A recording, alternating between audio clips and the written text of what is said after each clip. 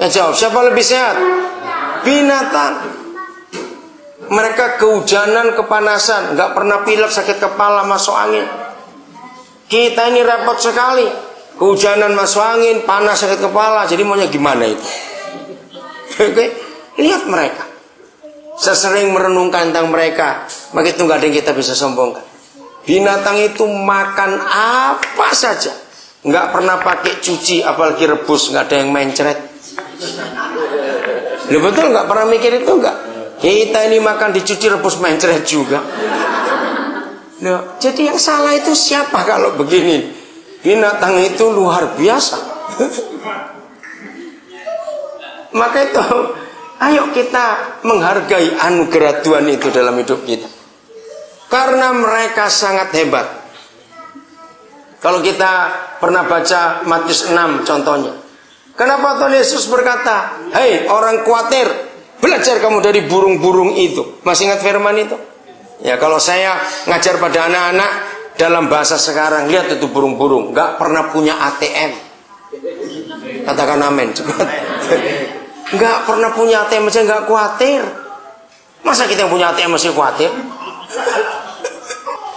Nah, belajar dari burung-burung itu. Luar biasa mereka. Kalau saya konseling pernikahan, maka saya ambil contoh ini. Dengarkan anak-anak muda yang mau menikah. Selalu pikirkan, kenapa Tuhan Yesus berkata tentang burung-burung itu? Ya karena itu konsepnya. Tidak ada burung sebelum betinanya bertelur, dia nggak buat rumah dulu, nggak ada. Maka itu sebelum menikah, siapkan, walaupun kontrak cuma 1 meter persegi. Misalnya, loh ini kan misalnya.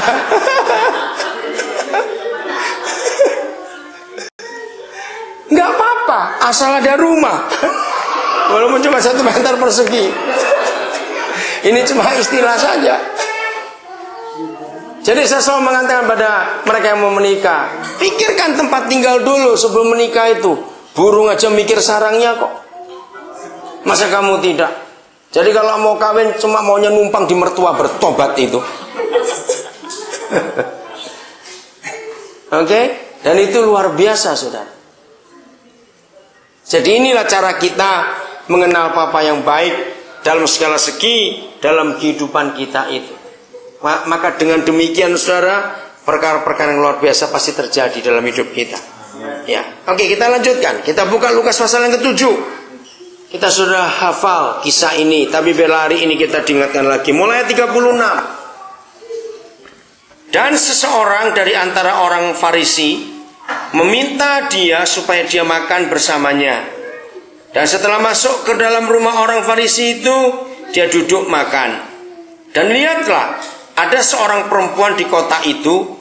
Ia adalah seorang berdosa. Dia kitab suara berkata orang yang terkenal, betul? Terkenal karena dosanya. Ketika mengetahui bahwa dia sedang duduk makan di rumah orang Farisi itu, dengan membawa buli-buli pualam berisi minyak wangi, dan seraya berdiri di sisi kedua kakinya, sambil menangis ke belakangnya, dia mulai membasahi kedua kakinya dengan air mata, dan dengan rambut kepalanya dia menyekanya dan menciumi kedua kakinya serta mengurapi dengan minyak wangi itu. Dan ketika melihatnya, orang Farisi yang mengundang dia berkata dalam dirinya sambil mengatakan, jika dia ini adalah seorang nabi, seharusnya dia tahu siapa dan perempuan macam apa yang menjamah dia, karena dia adalah orang berdosa. Dan seraya menanggapi, Yesus mulai berkata kepadanya, Simon, aku punya sesuatu untuk mengatakan kepadamu. Dan dia berkata, Guru, katakanlah. Ada 2 orang yang berutang kepada seorang pemiutang. Yang seorang berutang 500 dinar dan yang lain 50. Dan karena mereka tidak memiliki sesuatu untuk membayarnya, dia membebaskan keduanya. Oleh karena itu katakanlah, siapakah di antara mereka yang akan lebih mengasihi dia? Dan sambil menjawab, Simon berkata, aku kira orang yang kepadanya dia bebaskan hutangnya lebih banyak. Dan dia berkata kepadanya, engkau menilai dengan tepat. Dan sambil berpaling kepada perempuan itu, dia berkata kepada Simon, apakah engkau melihat perempuan ini? Dan seterusnya saya nggak baca. Saudara, mari Saya ingin dramakan ini. Bayangkan. Ternyata perempuan ini memang nggak dijelaskan di dalam Lukas 7 siapa perempuan itu. Tapi gereja percaya dia adalah perempuan yang di Yohanes pasal 8. Masih ingat? Kalau sudah baca Yohanes pasal 8, pagi-pagi itu ada imam-imam membawa perempuan berzina kepada Yesus. Lalu mereka menjebak. Menurut kamu ini perempuan diapakan? Karena kalau hukum Musa, perempuan harus dilempari batu sampai mati. Nah saudara, dua-dua sulit jawabannya. Kalau Yesus menjawab, hukum dia. Maka mereka berkata, katanya punya kasih, kenapa kamu hukum orang ini? Kalau mereka berkata, kalau Yesus menjawab, bebaskan dia, itu pun salah. Yesus kan dikatakan, kamu mungkin pezina juga, sehingga bebaskan orang ini. Masih ingat jawaban Tuhan Yesus? Apa jawabannya? Siapa yang tidak berdosa, lempari dulu. Saudara, ayo kita jadi perempuan itu. Kalau kita sudah siap, Indonesia hukumnya hukum tembak.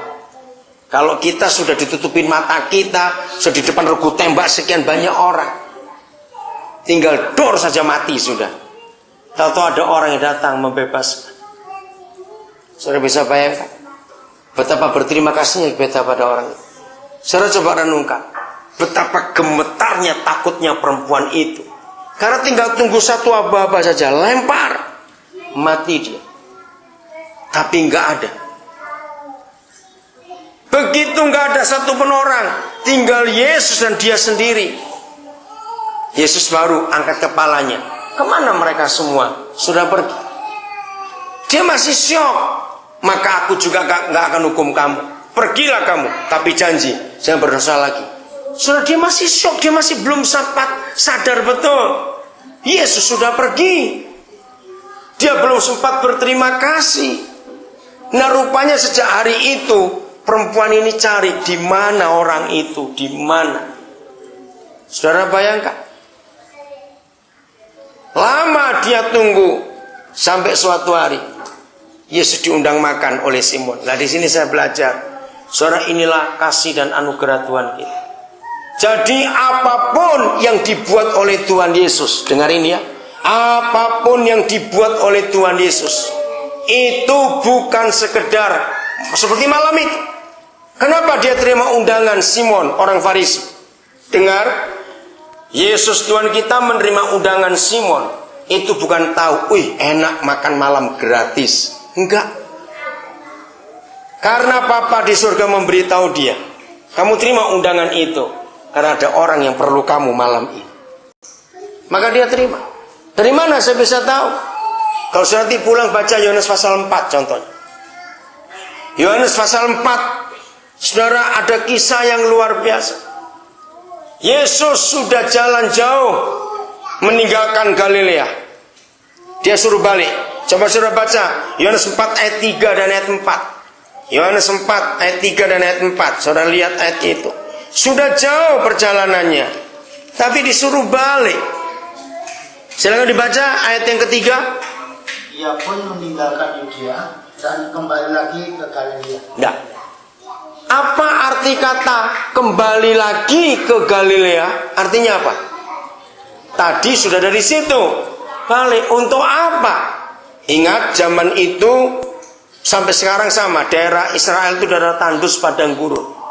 Dan gak ada warung es, ingat itu. Gak ada mobil. Dan dia jalan kaki. Kalau putar balik, kalau sudah baca di ayat 5 ayat 6, itu tengah hari, panas terik. Dia harus balik ke Galilea lagi. Ada apa? Ayat 4. Bacakan ayat 4. Ia harus melintasi daerah Samaria. Nah, pendek sekali. Yesus harus melintasi daerah Samaria. Padahal ada jalan lain lebih pendek. Kenapa dia harus? Nah, pertanyaannya, siapa yang mengharuskan? Mengapa harus lewat Samaria? Kenapa nggak lewat yang lain? Ternyata Papa di surga tahu hari itu ada orang yang perlu dia, saudara, dan dia adalah pelacur.